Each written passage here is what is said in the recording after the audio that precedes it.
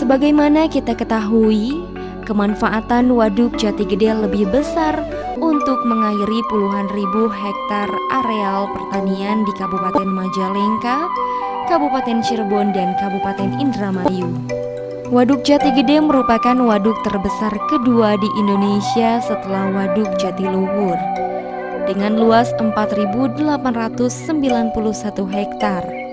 Waduk Jati Gede dapat dimanfaatkan untuk irigasi 90.000 hektar area irigasi Pantura Ciayu, sumber air baku dengan kapasitas 3.500 liter per detik, PLTA 110 MW, pengendalian banjir 14.000 hektar.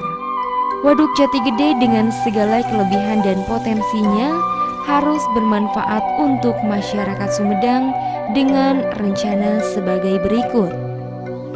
PLTA Wado terletak di Desa Cipasang dan Desa Cikareo Selatan.